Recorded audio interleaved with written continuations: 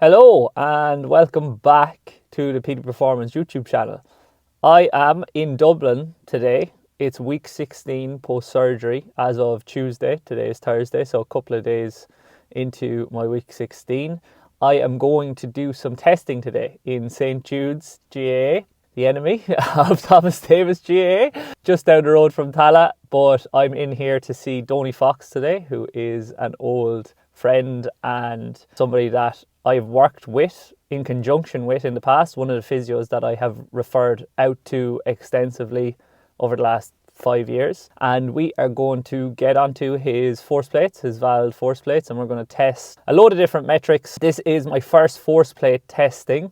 We're going to have a look at my strategy as well as to how I'm doing my counter-movement jumps as well as my more reactive 10-5 jumps as well. Then we're going to get the metrics for RSI, obviously my eccentric loading, and then concentrically we're going to have a look at that, plus how high I'm going, which is going to be key too. But we're also going to look at max force capabilities of the hamstring, the calf in both a seated and a standing position, hopefully, and we'll see how I'm getting on. I have done some testing using output already, and those tests have been going up steadily, apart from my RSI in the last couple of weeks hasn't gone up. CMJ is going up. I think there's still a 30 or 40% deficit in my single leg CMJ, which isn't too bad after 4 months realistically. And then my RSI is 50% deficit, so that's my worst one. Again, to be expected at this stage, I would say, but I would have expected to be doing better, but I have quite high standards, let's say. And I'm back sprinting. As you will have seen, I've hit almost 7 meters per second on my dribbles, so 6.91 meters per second, which is definitely high speed running intensity. So confidence is there. I've started into some more intensive decel, change of direction stuff, and it's feeling okay. My actual strength has been measured using the output leg extension or single leg extension test. Originally, I think that was a 30 or 40% deficit, but when I tested it last week, there was only a 20% deficit. So strength is coming back. It's actually at the foot and the ankle that I probably need to focus a little bit more than at the actual quad, which is good news because not everybody gets to that stage after 4 months. So I'll take you along today. You'll get a little bit of insight into what we're doing, hopefully, in the background. And my last YouTube video with Dave seemed to go well. So if you guys have any questions, then just drop them in the comments and I'll gladly get back to you. Other than that, hope you enjoy it and let's get into the session. Try and let them just relax as much as you can. So you usually look at what's the resting tone. You do relax it, probably just a little bit more extended on that side. Other than the split squat stuff, have you done any flexibility work on that? Just the flexion extension warm up really, and then he started prescribing a specific kind of mobility, like low days essentially, hip, quad, rec, fem, like. Okay. Not really, no. To be fair, like I've done a good job with the tendon, I think, just from knowing what. Last time I had trouble with that one. I had, but that was because, and I think it happens with a lot of people, oh my knee's sore, I need to stop with the ISO. Whereas like, I'm going to like 8 to 9 out of 10 on that, like, that's a 1 as well. So just going through it, just the graphs. Any major heat coming out of it when it does swell? I get heat at the front and back of the knee if, like, post heavy session. You still BFR? I haven't in a week, but I was. I have a hamstring tendinopathy now. Okay. It hasn't been bad in probably 2 weeks. That's why I went to see David. Okay. What way was that manifested on your run? Run and landing was what it was. It's kind of gone away. What is that? What's that feel like? Like that's stiffer that side obviously, but it's going to be. It's a little bit springy. You've no like meniscal type pain towards the front of it. No. I'm just going to lower you back. I mean, it's displaying like a quiet knee, which is great. As in which? Oh, both sides. Okay. Repaired or left it on? No, he left a little bit of like awareness on the back at the hamstring tendon when you went into deep flexion with internal rotation there. So if I hold that, are we getting that building up? No, it's fine. It's gone now because my foot is kind of a little bit more square. No. They're a little bit catching, locking. They catching probably down. As this? No. Not on the outside at all. Hence the daylights out of that quad. 3.5. Do you have any issues when this is swollen, getting a good contraction on this? No. No, you don't. Multiple times a day. 52. Okay, so. Yeah, Can you leave it on? Yeah. Is the question. What? Don't wear it in the shower, but otherwise. Yeah. No, often. Any patellofemoral joints issues? No. You're not noticing any kind of generalised ache across the front of your knee? No. Or third? Okay. Less hip flexion, more knee bend, will be the same? Grand. Okay, so just the. Yeah, right. Like a deep range hold. And like a couch position, is it? Yeah, kind of. Oh, he was there, I think, and they were in Melbourne. Oh, right. Because he had started off over there with the Rebels. That's a very, you can't see it, Pete, but that's a very externally rotated foot on that. I am going to do a bit for foot and ankle in this anyway. That's what Dave had kind of said. Where it's catching my hammer. Yeah. There's a slip of that biceps femoris tendon that does attach to lateral meniscus as well. Where is that gym that you're doing that stuff? Is it in Roscrea? Yeah. It's the only thing we have in the whole town. It's big, is it? How's that looking? Looks pretty good. You don't expect this to go too far into IR. It rarely does go all the way in. Dave looks at biomechanics from a bone perspective. Yeah. More so. Yeah. Whereas Alan looks from a tissue perspective. I won't get involved then because I just think of it from a brain perspective. Yeah, exactly. Yeah. but that's good. Do get involved. Because I've picked some stuff up from both to implement. Like this stuff is more Dave's stuff. Yeah. And it's been having a positive impact. Yeah. It's abstract for me because I'm not seeing that level of athlete. You know? So I'm going over to the ACP thing and he's going to be there and I just have a million questions. I love that. Yeah, when they're in Atlanta. Yeah. So doing something right. Thank you. So we tend to do a warm-up set on the counter-movement jumps and not necessarily maybe one or two trials for the others just to build familiarity with it. It builds an awful lot of buy-in and intent in the weeks in between. Yeah. I'm going to give you the visual as well for the first few. So as still as you can. Right. 3 jumps, maybe 70, 80, 90%. Okay. Stick it on maybe 28 for the next one. Okay. Ready? Yep. Yep. Bring it up to 30, last warm-up, okay? That little pop, 337, had to go showing off. Right, you're going to take a minute and we're going to stick you in the frame. We're going to get some video of each rep and see what we're like, all right? What are you hoping for here? I'm happy with that. You're happy with that? Yeah. Like when I was in previously, the most I've got to is 50. Yeah. But probably above 40 would have been considered, I'd take it as like, oh, I'm doing okay. That's on the output stuff or on the output? Yeah. Yeah, well, you see, I haven't tested in so long. Yeah. So, like he wants me to be up above 40, I think. Yeah. Whereas I was on the output even, I was on 32 last time I tested, I hit 33 there. So. Yeah, whenever you're ready. Oh. Call it. 32 again. 33.3. Okay. Yeah? Yep. 32.8. Okay. That one felt better as well though. It was down a bit too low. That one didn't go as high, your counter movement depth was higher than the rest. Okay. So less depth. No, that wasn't as good. 27.5. Take a breather from that. These are all on auto detect, so we're not going to have to change any settings as we go through. Yeah. RSI numbers on best jump 0.52. Eccentric deceleration, so really important here from the point of view of symmetries. Best impulse 15% asymmetry. Best jump 6% asymmetry. All this stuff is good. Peak velocity, really important one for us. We haven't got a comparison to where it was. This number just getting as low and low and low as we can. Counter movement depth. So this one, when I said don't go as low, went way less low than the rest of them. The other two, you know, so there was so that was just unnatural. Exactly. Yeah. So somewhere between the second to last one and the last one. Force at zero velocities are just as we're kind of going between eccentric, concentric, 16.2% to this left-hand side. I mean, these are numbers we kind of expect. And then your concentric impulse, the big one we're looking at. Santry look for less than 10% on this before return to run. 18% to the left. Let's see on the other reps. 8.7, 22. 22 so on the last one, yeah, so which was the most unnatural. Exactly. So best jump. Yeah. The third one was it? Your third warm-up rep was your best. And probably because I was relaxed. Because I knew it was warm. There was a high asymmetry on that compared to the other ones that were in and out. Like we're talking a couple of mils in the difference. This second to last one was your most symmetrical jump of the whole lot. That was one that felt the best as well. Was it? Yeah. So, I mean, it's coming out in the numbers there on that as well.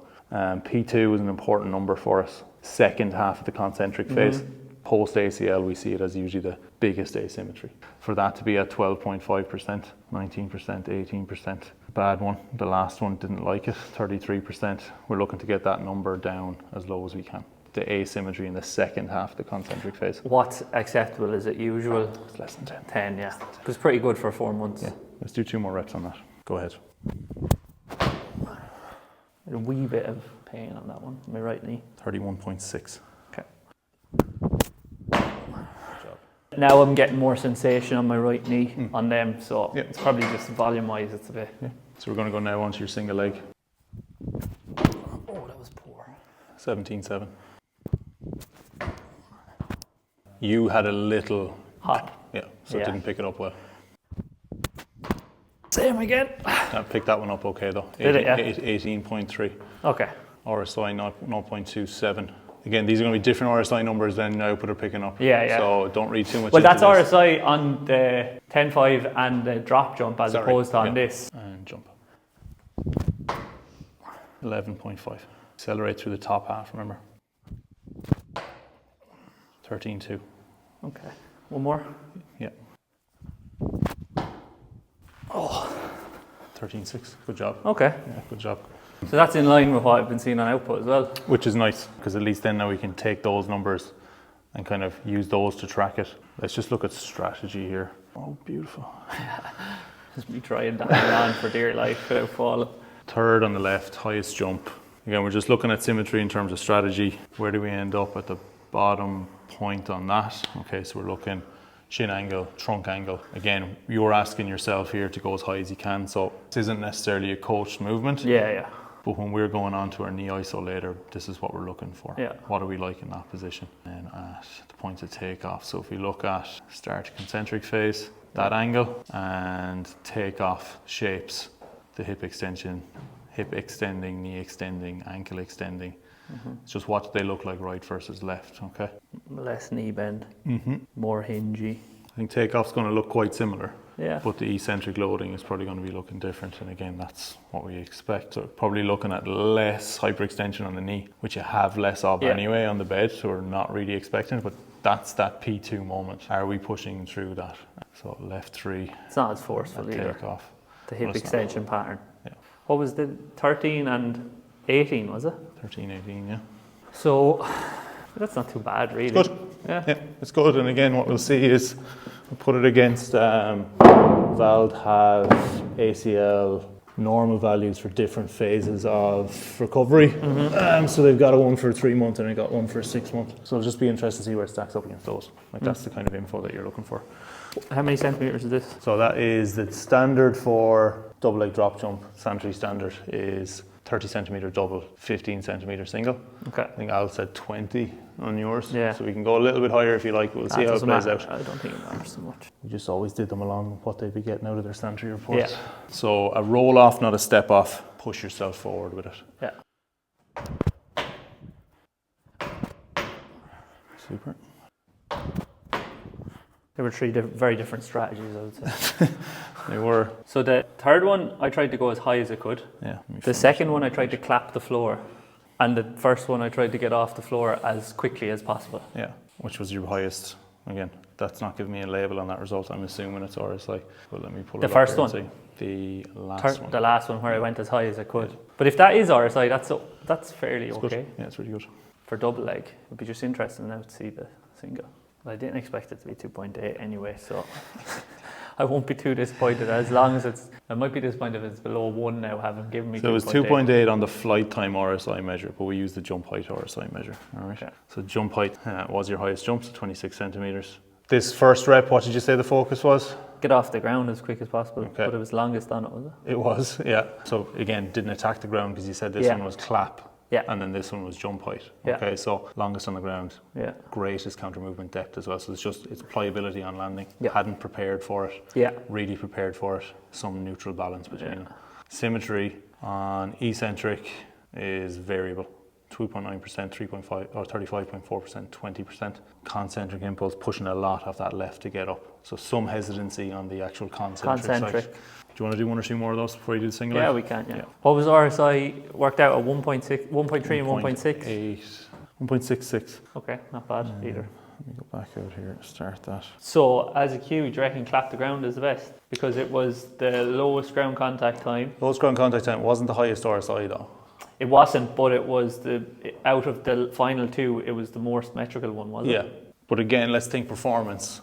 Max RSI is our drop jump output, so let's go after that as much as we can. Okay. Like we're not trying to make it symmetrical just to be nice. No, I know. You know what I mean? It wasn't that far off in terms of RSI, though, was Yeah. it? What, 0.2?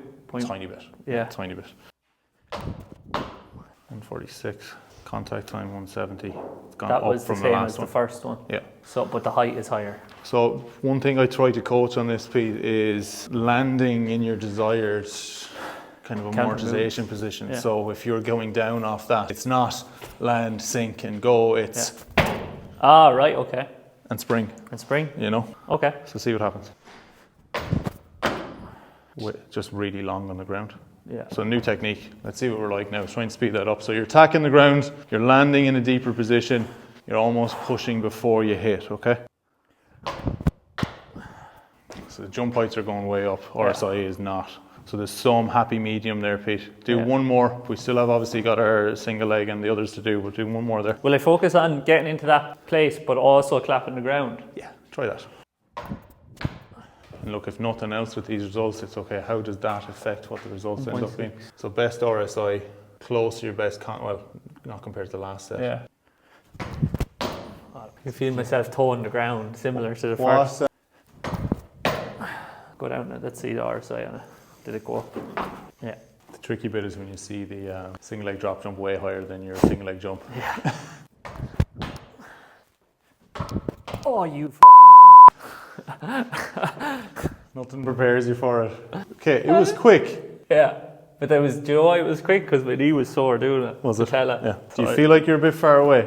Maybe. It seems like you're having to reach out a little bit. Yeah. That one won't make the cut on YouTube. Okay. Quicker, higher. They felt better as well. 12 centimeters. All right, there's the strategy you're using. So it's really stiff. It's really stiff and not full extension. Really blocky, which is the strategy we expect to see, which is a lot of ankle, not a whole pile of yield, actually no yielding happening at the knee after contact on that. Which fits with your single leg jump, which fits with most people at that point in an ACL rehab. Yeah. The elasticity side of the tendon remodeling is still, it's a tendon, it doesn't happen overnight. And the key is what is safe and effective given that constraint, and that's where your coaching comes in. What was the top left and right though? 12 versus or 18, yeah. And what was the RSI different? 0.82 versus 0.50. 0.50. Nearly. It's fine though. So I always talk about this stuff: is it enough to warrant taking a step back? Probably not. It's one data point. Yeah. The other data point is your quad girth. The other data point is, are you getting swelling and consistent mechanical symptoms? What is your quad strength like? What are your movement mechanics like? What has the last 6 weeks told you? And then if you answer all those and are all a bit sketchy, then this tells you something completely different. But it's more so a case of, is it allowing you to pursue what you're already pursuing? Yeah. Is it saying that maybe you need to step in through this door for a few weeks? Yeah. Or is it saying, get back in your box? That's what you're looking at.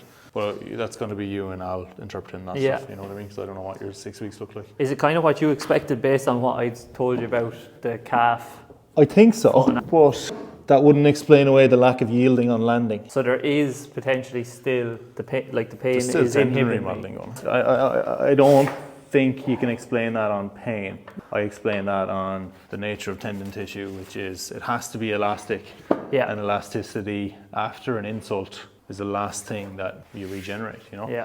The other thing is if we made the test and everything and I had taken yesterday off rather than doing all that decel bit. It's a snapshot of where you're at on any particular day. It's not always a measure of your progress. But it's also you have to be measuring not based on your best day all the time as well. It's based on where you are on average. And today might be where I am on the average to the bottom end of the spectrum based on like the symptoms post heavy session. I think you want to get a clear picture of where you're at. You want your testing to be fresh. But testing on a day after a high day is great information from a periodization perspective. Yeah. So maybe do I need to shift this session another 24 hours out? Yeah. If you're going after, we'll say, a running session that would have been today, well, maybe it doesn't I know fit I well. would have been You know what I mean? 10-5 instructions, maximum counter movement jump. and around 10 further jumps. It's going to take your best sequential 5. Okay. Right? Up, bang, bang. Right, bang. I gotcha. Okay. Okay, so big jump.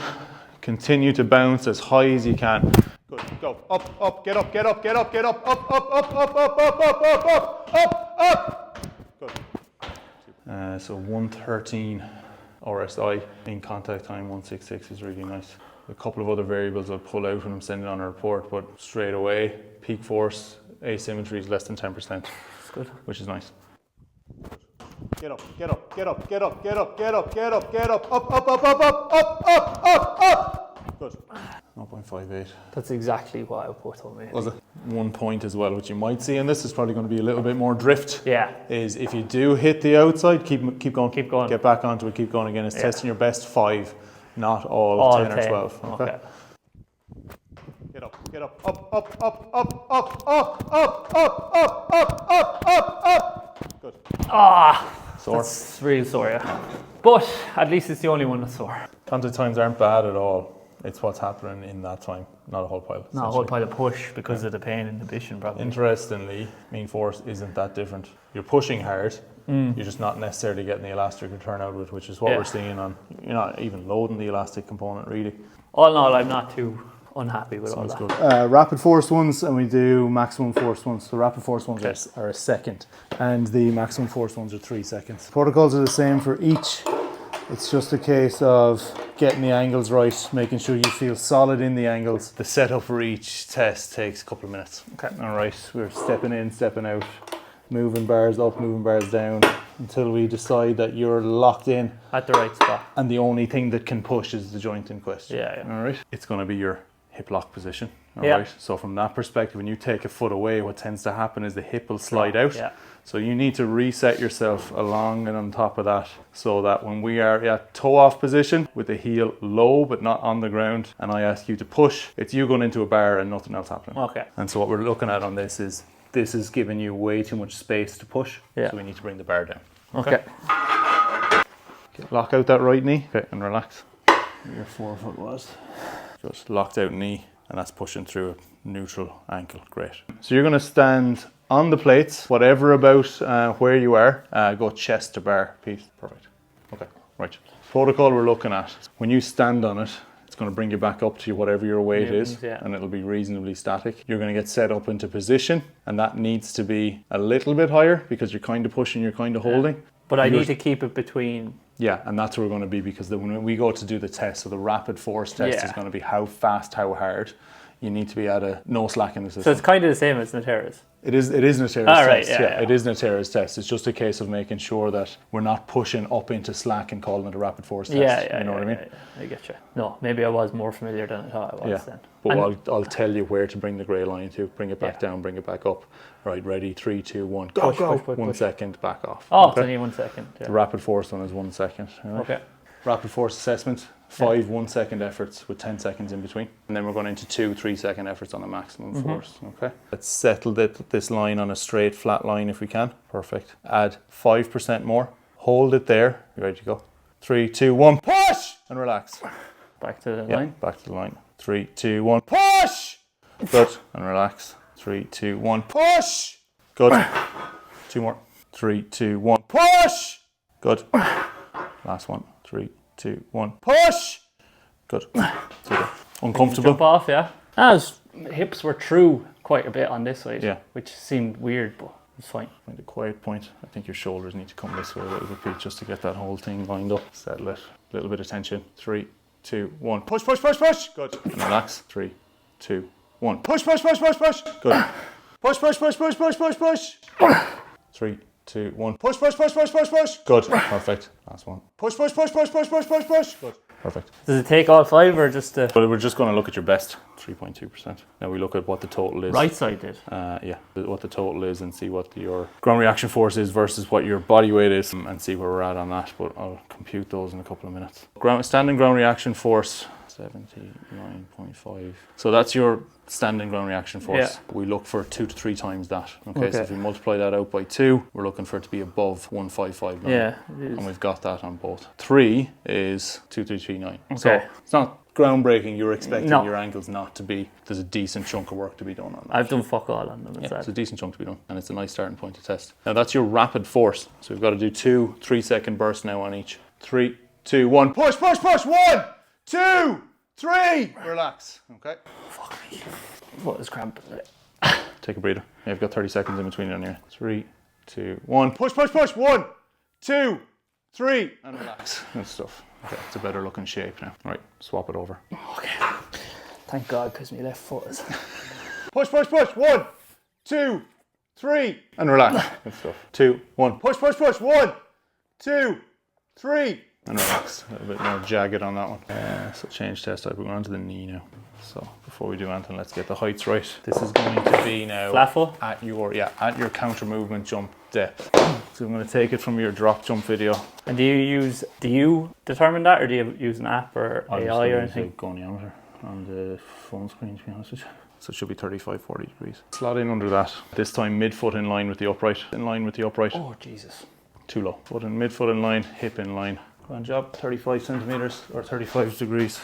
Same thing, 5 by 1 second with 10 seconds between, 2 by 3 seconds with 30 seconds in between. Then figure out the side to side balance if you need to. Bring this down below here if we can. Hold it there. Tiny bit more tension. 3, 2, 1. Push, push, push. Relax.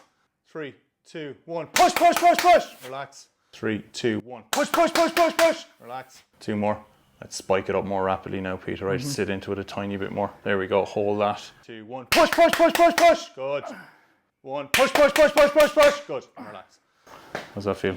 Fine. I think it was just my pelvic position that it was a little bit, So obviously we should see this one as higher than what the ankle can do. Yeah. And we'll just see the difference side to side.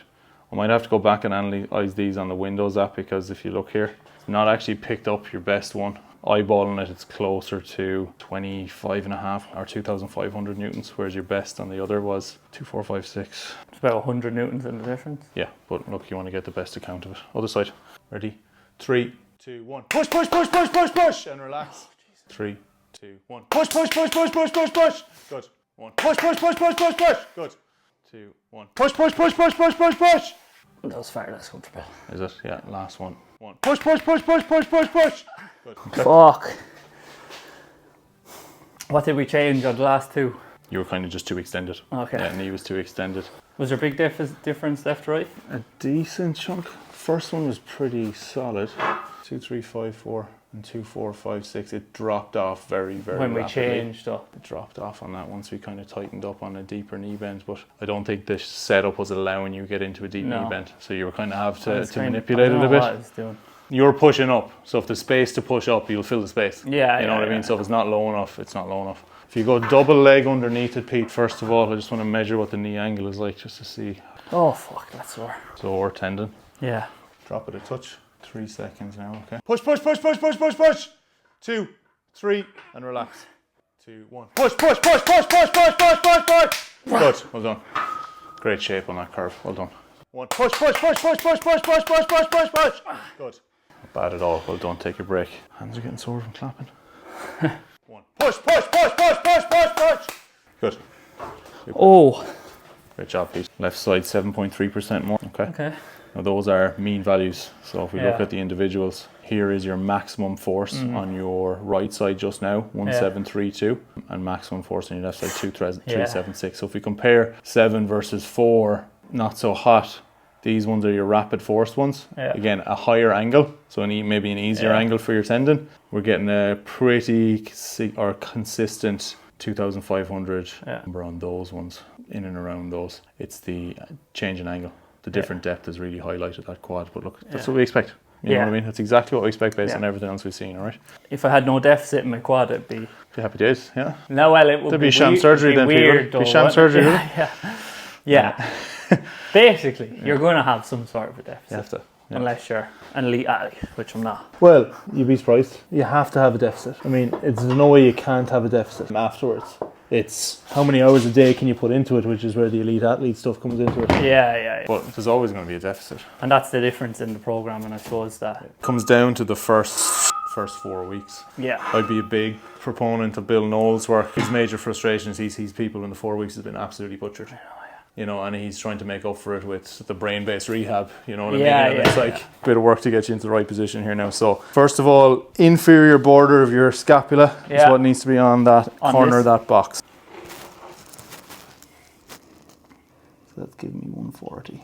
Perfect. Okay, so that's our position. So what we need to do, in case you do this at some point elsewhere, is measure the distance from the box to the plate, if that's how you're going to know your setup with all of this, without all of this fucking around. Okay. Hello, how are you doing? I am just out of the session with Donie. Took quite a while to get through everything, but we got through everything and we're pretty happy. We are progressing in terms of our RSI, so our drop jumps and our 10-5 tests unilaterally, so single leg, have been improving with that deficit coming down. My left side didn't perform quite as well as it had done on output, but that's generally the difference you get with valid sports. In terms of the strength tests, I was getting a tiny bit of pain on a couple of the strength tests, like minimal, mainly on my iso push at the knee and then my hamstring push, which I didn't get a video of because I ran out of storage. I'm in and around where you'd expect me to be at this stage post ACL surgery 4 months ago. So I'm in the 92nd to 95th percentile, I think, with both my single leg counter movement jump height as well as my RSI, so my drop jump height. Well, my drop jump height over flight time over contact time. So that's pretty good. I'm pretty happy with that. In terms of the strength metrics, I'm past 2 times body weight on those, so that's pretty good as well. The only thing that's catching is that little bit of pain that we need to manage and navigate as we progress me back to sport. I do have a bit of a deficit left to right in terms of reactivity, but both are getting closer together as the weeks go on. And for an athlete of 30 years old in the VALD database, I'm doing pretty well. Like, I'm in a positive bracket in regards to that. So there's nothing really standing out as major work-ons other than getting back that tendinous reactivity, which we're going to work to get back on. But I'm pretty pleased overall after today, after 4 months and onwards. So big things coming in the next few weeks in terms of a move, and I'll have that on my YouTube channel for you soon. But other than that, hopefully you've enjoyed this. Hopefully you've gained a little bit of insight. As I said, drop a comment below if you have any questions around what I'm doing or how I'm doing it, and I'd be sure to get back to you. Follow me over on PD Performance on Instagram, TikTok, everywhere. And if you have enjoyed this video, please remember to like it, share it, and send it. And subscribe, please. Cheers.